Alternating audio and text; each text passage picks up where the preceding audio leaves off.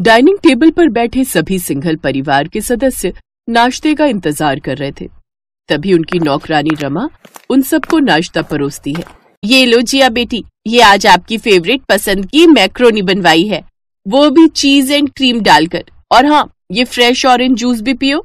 Oh thank you so much mummy, आप best mummy हो जो डेली मेरे लिए डिफरेंट ब्रेकफास्ट बनवाती हो नौकरानी से। आपको पता है, जब मैं अपनी फ्रेंड्स को बताती हूँ ना आज हमने ब्रेकफास्ट में क्या खाया, तो वो मुझसे जलने लगती हैं। इनके घर में तो ऐसा नाश्ता बनता ही नहीं है।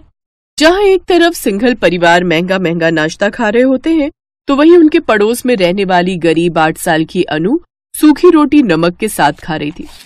जिया की नजर अपनी खिड़की से जब उस गरीब अनु की प्लेट पर पड़ती है, तो उसकी प्लेट में सूखी रोटी और नमक देख जिया मन ही मन हंस रही होती है, क्योंकि उसे तो अपनी अमीरी पर खूब घमंड होता है। उधर गरीब का एक छोटा सा घर होता है। रसोई में गरीब बहू ममता सूखी रोटी बना रही थी। उसका बेरोजगार पति रमेश काम की तलाश में बाहर गया था। उसकी बूढ़ी सास चारपाई पर लेटी हुई थी। सूखी रोटी और नमक देखकर अनु कहती है, माँ हमें हर दिन ये सूखी रोटी नाश्ते में क्यों खानी पड़ती है? उधर देखो जिया के घर कितना बढ़िया खाना बनता है। काश हम भी सुबह सुबह ऐसा अच्छा नाश्ता कर पाते। बेटी, हमारे पास जो है हमें उसी में खुश रहना चाहिए। हाँ जानती हूँ, कभी कभी कुछ अच्छा खाने का मन करता है। एक बार तेरे पापा को काम मिल जाए तो मैं तेरे लिए कुछ अच्छा सा नाश्ता बना दूंगी। आप हमेशा ही ऐसे झूठ बोलती हो, मुझे नहीं खानी है सूखी रोटी और नमक। गुस्से में अनु अपना नाश्ता छोड़कर स्कूल के लिए पैदल चल पड़ती है।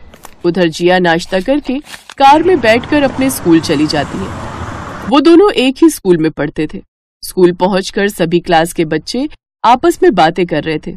तभी एक लड़की अनु से, अनु सुना है तुम्हारे घर हर दिन नाश्ते में सूखी रोटी नमक के साथ खाते हैं, तुम्हें अच्छा नाश्ता नसीब नहीं होता क्या? ये सुनकर अनु की आंख भर आती है और सभी बच्चे उस पर हंसने लगते हैं। उधर जिया भी बड़े घमंड से अपने घर में बनने वाले लजीज नाश्ते के बारे में बात करती है। हाय, मैंने तो आज पेट भर के लजीज पास्ता खाया और साथ में ऑरेंज जूस भी पिया। बड़ा ही टेस्टी था। पता है रोजाना ऐसे ही बढ़िया बढ़िया नाश्ता बनता है मेरे घर में। हाँ, मेरे घर में भी सैंडविच बना था जो कि बड़ा ही टेस्टी था। मुझे तो समझ ही नहीं आता ये गरीब लोग सूखी रोटी और नमक का नाश्ता कैसे कर लेते हैं। फिर क्लास में टीचर आ जाती है तो सभी चुप हो जाते हैं, लेकिन उन सबको खुद का मजाक उड़ाता देख अनु को बड़ा बुरा लगता है और वो उदास हो जाती है। दिन में वो दुखी होकर स्कूल से घर आ जाती है, जहाँ उसका उतरा हुआ चेहरा देख उसकी माँ ममता उससे पूछती है, क्या हुआ मेरी बच्ची, तेरा चेहरा क्यों उतरा हुआ है? किसी ने कुछ कह दिया क्या? माँ, वो जिया है ना, वो स्कूल में अपनी सहेलियों के साथ मिलकर हमारे नाश्ते का खूब मजाक उड़ाती है। आप तो जानते हो ना जिया को अपनी अमीरी का कितना घमंड है। हर बार की तरह इस बार भी वो अपने घर के नाश्ते की खूब तारीफ कर रही थी। ये सुनकर ममता का चेहरा भी उतर जाता है, लेकिन वो कर भी क्या सकती थी। वो फिर से घर के कामकाज में लग जाती है। ऐसे ही देखते देखते रात हो जाती है। रात को वो गरीब परिवार फिर से चिंता में बैठा हुआ होता है। हे भगवान, हमारी रोजी रोटी का इंतजाम कर दो। आखिर कब तक हम गरीब ये सूखी रोटी नमक के साथ खाते रहेंगे? अनु को भी स्कूल में सब चिढ़ाते हैं। सच कहूँ माँ जी, मुझे अनु के लिए बड़ा दुख होता है। हम उसे अच्छा नाश्ता तक भी नहीं दे सकते। तुम चिंता मत करो, हर गरीब का कभी न कभी अच्छा समय आता है। अगली सुबह ममता काली चाय और सूखी रोटी अनु को खाने को देती है। उस काली चाय को देखकर अनु का मन फिर उदास हो जाता है। उसे काली चाय के साथ रोटी खाता देख एक बार फिर जिया उसका मजाक उड़ाती है। उफ, ये गरीब लोग कैसे नाश्ता करते हैं? सूखी रोटी और काली चाय और कभी नमक के साथ रोटी। कोई कैसे खा सकता है ये सब नाश्ता? तुम परेशान मत हो मेरी बच्ची, तुम्हें कभी ऐसा कुछ नहीं खाना पड़ेगा, क्योंकि हमारे पास पैसों की कोई कमी नहीं है। अच्छा चलो, अब तुम जल्दी से पिज्जा खाओ, ठंडा हो जाएगा। लेकिन अपनी सास और बेटी की ये बात सुनकर अंजलि मन ही मन सोचती है, उफ, ये कैसी सोच है। मेरे हिसाब से धन ही सब कुछ नहीं होना चाहिए। जिंदगी में कब कैसे दिन देखने पड़ जाए कह नहीं सकते। अंजलि की सोच बिल्कुल सही थी। कुछ दिनों बाद ही उन्हें बिजनेस में बड़ा नुकसान होता है और अब उनके पास पैसों की कमी होने लगती है। अब वो कामवाली को भी निकाल देते हैं। मेरी तो कुछ समझ नहीं आ रहा, हम लोग तो अर्श से फर्श पर आ गए। माँ जी, अब जो है हमें उसी में संतुष्टि करनी होगी। तभी कहते हैं ज्यादा घमंड भी अच्छा नहीं होता। माँ, तो क्या अब हमें भी अनु के परिवार की तरह सूखी रोटी खानी होगी? मुझे अब अनु के लिए बहुत बुरा लग रहा है।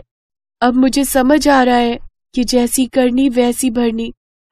अगर मैंने अनु की गरीबी का मजाक न उड़ाया होता तो हमारे साथ ऐसा नहीं होता। अब अमीर परिवार को भी गरीबी वाले दिन देखने पड़ते हैं। पहले जहां वो लजीज लजीज खाना नाश्ते में खाते थे, तो वहीं अब उनको केवल रोटी और सब्जी खाकर ही गुजारा करना पड़ रहा था। अब जिया स्कूल में भी उदास रहने लगी। अब जब उसके स्कूल में ये बात जिया के अमीर दोस्तों को पता चलती है, तो वो सब भी उससे दूरियां बनाने लगती हैं। ऐसे ही कुछ दिन बीतते हैं और एक रोज बैंक वाले अपना कर्ज वसूल करने के लिए उनके घर आते हैं और उन सबको घर से बाहर निकाल देते हैं। अब वो अनु के घर के सामने ही एक झोपड़ी में आकर रहने लगते हैं, लेकिन अब उनके पास खाने के लिए भी कुछ नहीं होता। तब ममता कुछ रोटियां अचार के साथ उन्हें खाने को देकर आती है। आपके बारे में पता चला, सुनकर बड़ा दुख हुआ। ये कुछ रोटियां हैं, आप इन्हें खा लीजिए। सुना है आपने कल से कुछ नहीं खाया। आपका बहुत बहुत शुक्रिया। जिया को अपनी गलती का एहसास होता है। 2 दिन बाद जिया स्कूल में होती है तो अनु से जाकर माफी मांगती है। मुझे माफ कर दो अनु, मैंने तुम्हारा बहुत मजाक उड़ाया, तुम्हारी गरीबी का खूब मजाक उड़ाया। लेकिन अब मुझे समझ आया कि गरीबी में दिन काटना कितना मुश्किल होता है। कोई बात नहीं जिया। अच्छा, मैं ना आज टिफिन में ब्रेड पकौड़े लाई हूँ। वो क्या है ना, बाबा की एक दुकान में नौकरी लग गई है। चलो, तुम मेरे साथ खाओगी? हाँ हाँ, क्यों नहीं, मुझे बहुत जोरों की भूख लगी है और आज बड़े दिनों बाद मैं ब्रेड पकौड़े खाऊंगी। हाँ, माँ ने मुझे प्रॉमिस किया था कि जब बाबा की नौकरी लग जाएगी तो मैं बढ़िया सा नाश्ता खिलाऊंगी। उधर ममता भी अंजलि और उसके परिवार को ब्रेड पकौड़े बनाकर देकर आती है। अब दोनों परिवार एक दूसरे के करीब आ जाते हैं। अब वो दोनों परिवार हर सुख दुख में एक साथ खड़े रहते हैं। अब मुझे समझ आ गया कि गरीब अमीर कुछ नहीं होता, बस दिल बड़ा होना चाहिए। बिल्कुल सही कहा बहन जी।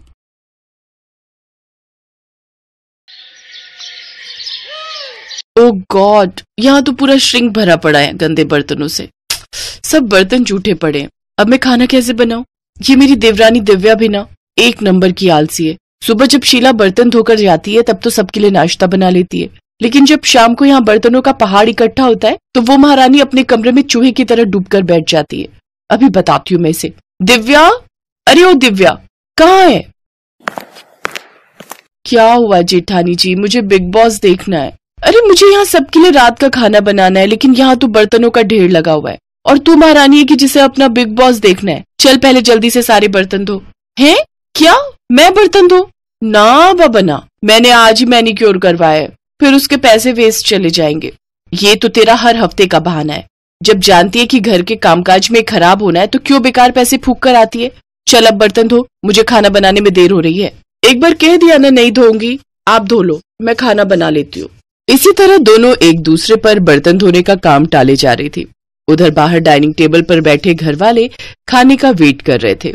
हे राम, खाना कहाँ रह गया? मेरे पेट में तो चूहे कूद रहे हैं, लेकिन ये रसोई से आवाज कैसी आ रही है? माँ, लगता है दोनों फिर से शुरू हो गई। धत तेरी की, फिर तो मिल गया हमें आज भी खाना।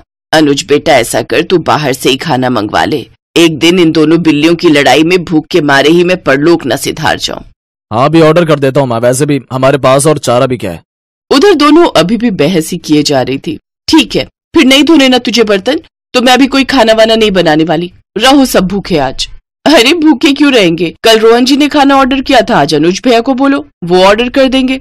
दोनों ये बोलने बाहर आती ही है कि तभी अनुज कहता है, कर दिया ऑर्डर। हम जानते हैं तुमसे खाना नहीं बनेगा। तुम दोनों से मिलकर खाना और बर्तन धोने तक का काम भी नहीं होता क्या?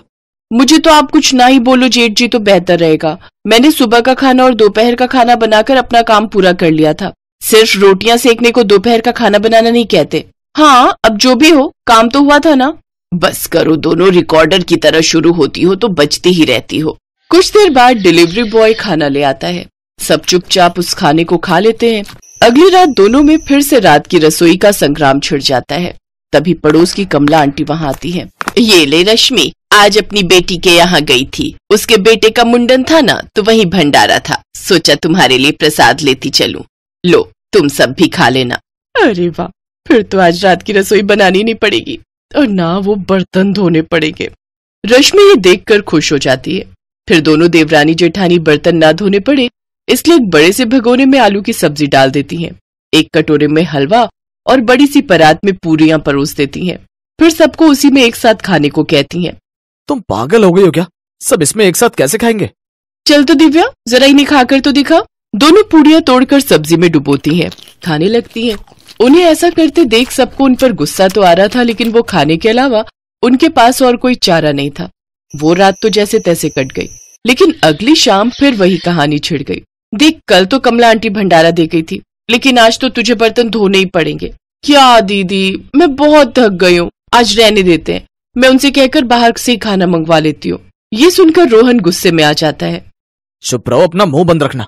आज हम दोनों में से कोई भी बाहर का खाना ऑर्डर नहीं करेगा। जाओ दोनों रसोई में और खाना बनाकर लाओ। दोनों डर के मारे किचन में चली जाती है।